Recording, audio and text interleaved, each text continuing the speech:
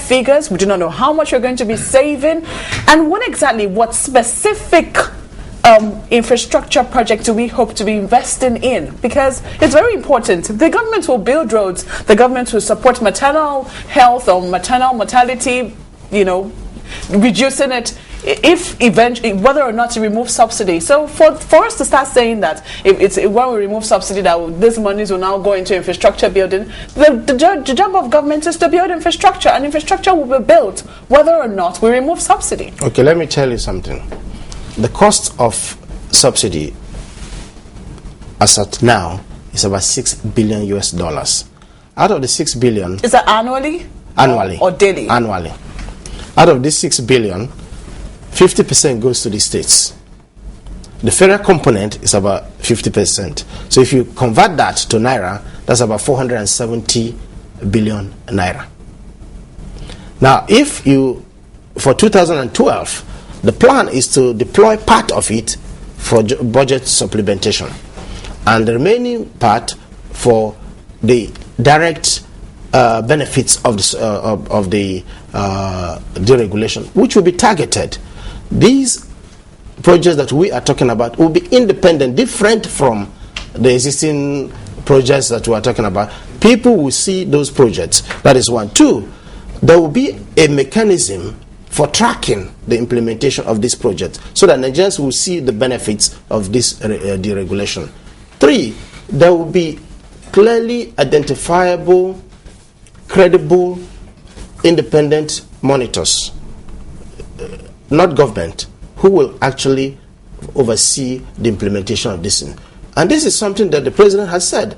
He has demonstrated credibility and sense of purpose and sincerity, and he has shown over time that if he says something, he does it. So what you need to do is to give him chance to demonstrate his will one more time. All right, perhaps maybe a national debate, and no holds barred national debate on this matter may assuage a lot of nerves, who knows. But in terms of the implementation of the budget, since you're SA2 president performing and monitoring, what can you tell us as to the main problems, the challenges that government faces, why they can't implement, or there's no record of budget implementation? No, there is record of budget implementation. Okay, so the minister was not quoted properly?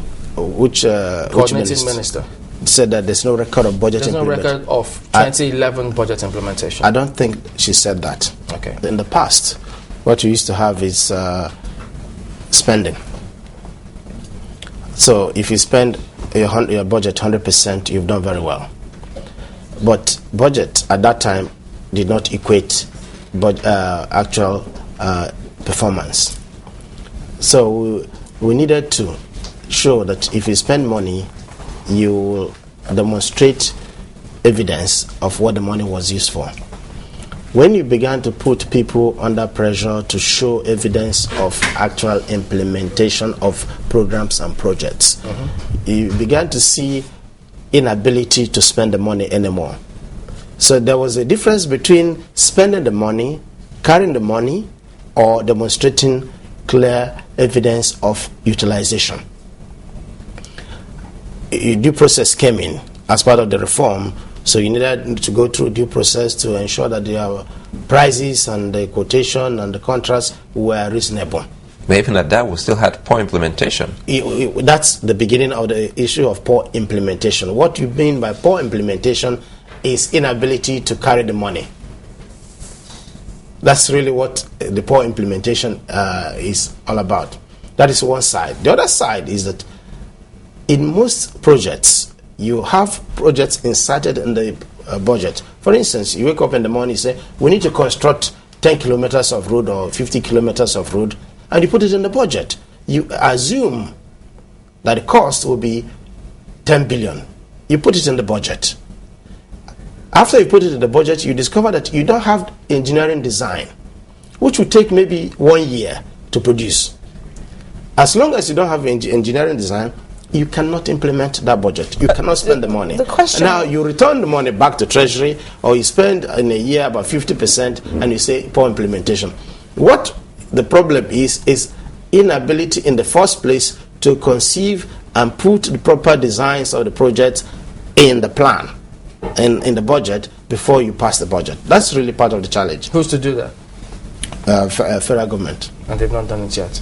We do that now. Well, we'll have this quote from Honorable Patrick Ikariale, who says, we quote, "We cannot afford to continuously and deliberately waste taxpayers' money in initiating laudable capital projects without executing them, thereby retarding the growth of the economy." So again, talking about I don't know who the person is, but let me tell you something. Honorable Patrick Ikariale, representing Edo State in the House of Representatives. Right. Let me give you a good example. Last year, there was a budgetary provision of about 4 billion for Abeokuta Airport, put in by the then Speaker, because he has the power to appropriate. We discovered that there was no design for Abeokuta Airport. It's a laudable project. It's a national important project, but no design. At the end of the day, the money was sent back to Treasury, and it was regarded as poor budget implementation. Who do we blame for that? For inserting it? I thought the so who do we blame for that? Because I actually thought execute a project that has no design. Professor Monye, a moment here, I actually thought due process, shouldn't that also be part of the due process? When you come before due process, when you've gone through all the process, at least you should be able to show before due process some form of documentation that this is the plan on how I'm going to use this money. Good. Due process comes after it's been put in the budget. Due process is when you want to disburse the money. The whole idea of this due process is to ensure that you have followed the processes before the money goes out. But it is not the due process that will put it in the budget. That's what I'm saying. Okay, this quarterly, should I say, kind of a report that every minister and parastatal, because the other time Minister Shamsuddin Usman talked about it, have they been following up on that? Oh yes. These are new innovations, new reforms by this present administration. It wasn't available before. So we have, because one of the key things... was in the last, during the late president's time, where he said they were supposed to be briefing the country on a quarterly basis, but they did it just once. Well, I'm talking about monitoring and evaluation of programs and projects. I don't know any record or anywhere we have it. If you know, let me know. But I'm telling you, this is the first time. The report produced in June 2010 by National Planning Commission was the very first time we have produced that in this country. And another one is due imminently. So this is a new and ongoing thing. And if you find anyone wanting, let's say, because that's the only way we can actually talk about proper implementation. If you find any ministry, agency, or parastatal wanting, what do you do?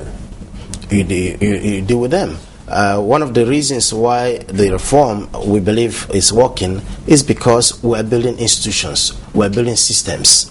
It takes time, but the government has only been in place for 4 months. It takes time to build processes and institutions, and that's really what is happening. If you look at all the processes ongoing, you find that there are these are bases for sustainability of government actions. For instance, going forward, ministers will be expected to have performance contracts. In those contracts, you have deliverables, you have benchmarks, you have milestones. So you are able to monitor the performance of every minister, and the information goes online. You can check and say, is this minister doing what they're supposed to do? They've awarded contract. This is the value of the contract. This is the contractor. These are the delivery dates, and you can monitor so that you can make the judgment as to whether the minister is doing well or not. It is not new elsewhere in the world, but it's certainly new in Africa, in Nigeria. So these are part of the reforms. Well, there are many issues, of course. Time never really allows us to look at some of these things and delve in as much as we like to. But perhaps we should end with some of the questions which my colleagues had asked, but they're just rephrasing it, those who are watching. They say, well, if they are saying that there's a cabal, government cannot check them or that. So, first and foremost, so is government also going to scrap NNPC since we all have issues with them if they deregulate? No, government is not scrapping NNPC. What the petroleum bill is supposed to do is to commercialize NNPC so that they operate as a private commercial entity. Well, they'll be part of the competitors in the market. That's what you're saying. No, we have petroleum regulatory PPP-RA. So we have systems and processes and institutions doing different things. What we need to do is to articulate some of these things better so that members of the public will understand the role that each institution plays. So the question will also be, sorry, Chamberlain, the question will also be, what exactly, how does the government plan to sell this subsidy removal to the masses? How? The process of engagement and communication and discussion, people need to know where it's hurting. People need to know what the subsidy is all about. People need to show that the masses that we're talking about are actually not the ones benefiting from the subsidy. People need to know that we are looking at